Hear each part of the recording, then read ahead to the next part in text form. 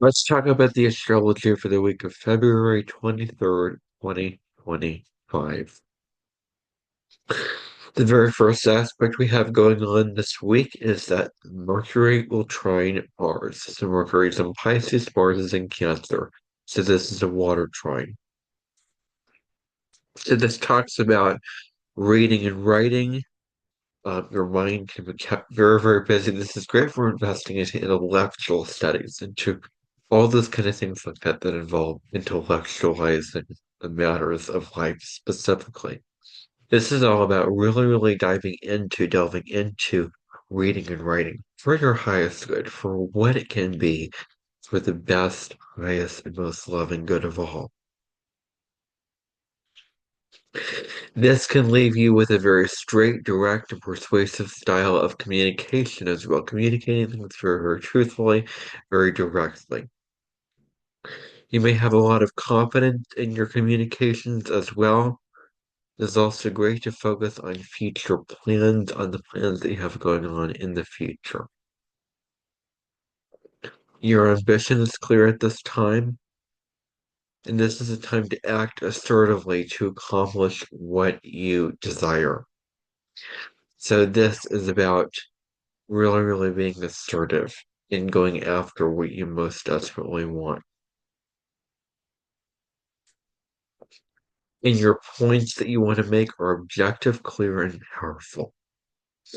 Mars will go direct on February 23rd. This is a final time that Mars is going to go direct for this year because it only goes retrograde once every 2 years and it's finally going direct. Life will move at a more normal pace. Remember that Mars entered the pre-retrograde shadow on October 4th at 70 degrees of Cancer. It stationed retrograde on December 6th. In Leo, it moved back into Cancer on January 6th, and now it's moving direct at 17 Cancer. And then on April 18th, it'll move back into Leo.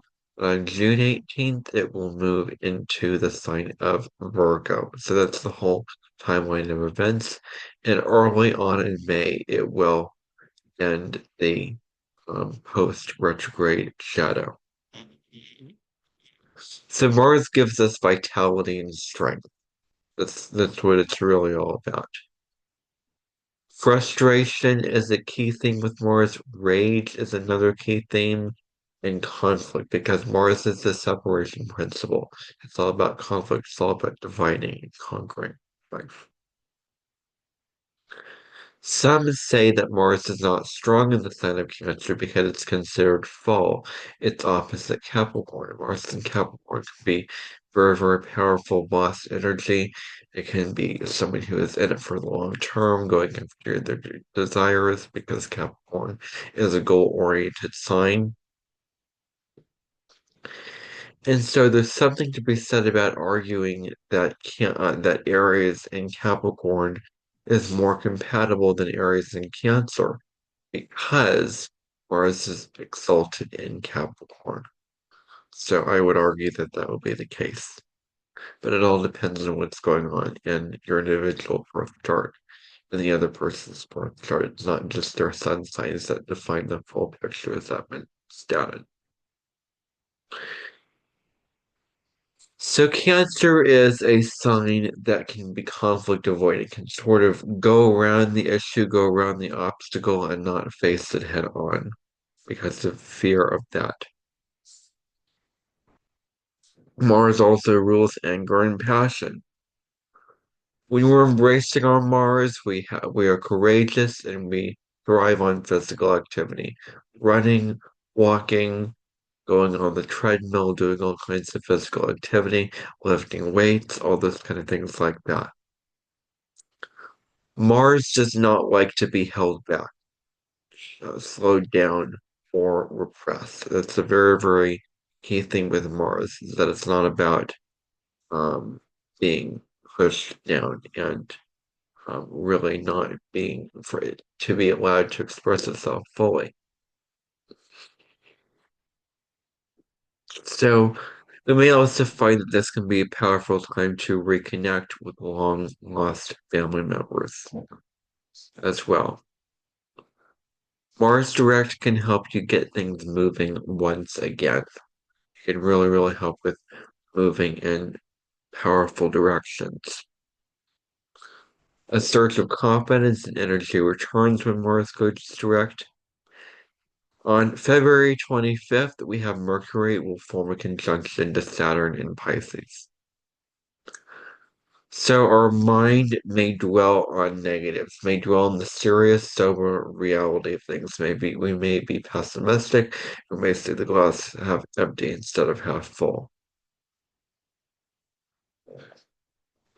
This is good for hard mental work, really, really putting your nose to the grindstone, really focusing on that work that involves paying attention to details, that involves a certain focus, a certain stamina, all those kind of things like that.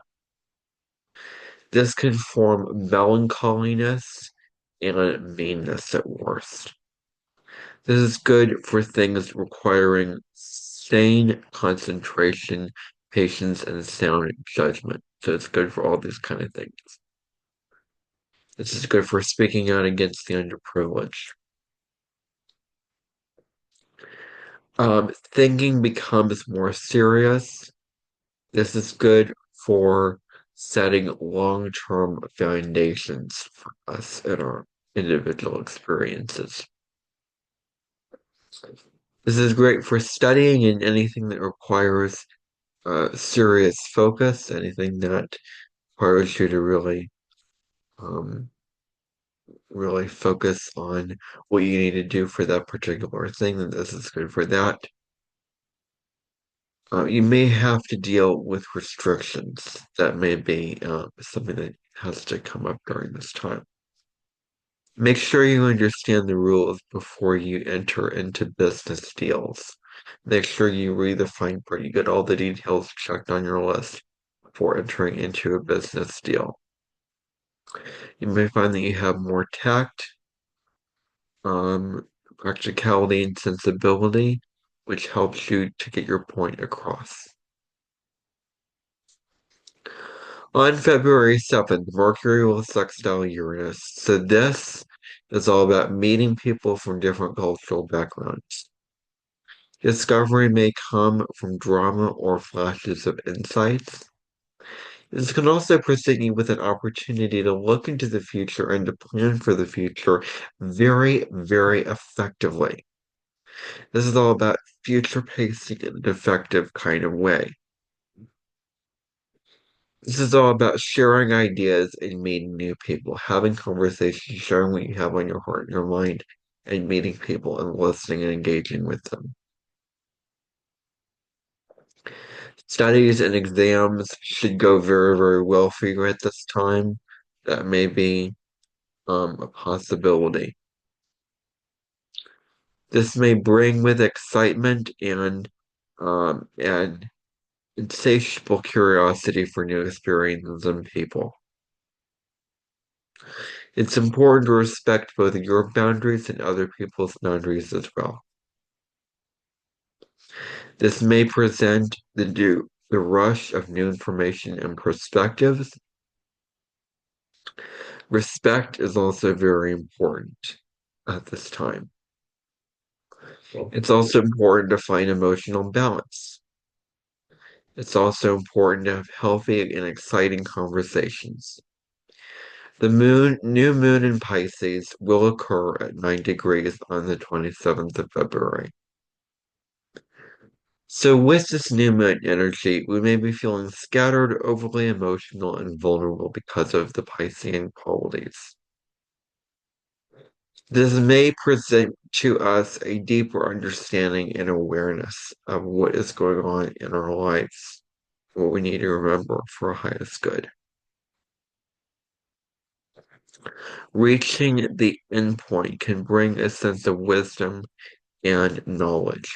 Finding an endpoint for what you need to do is very important. We have the power to do what we do best and allow our own light to shine this time. It's important to be our authentic selves as well. It's always important to be our authentic self.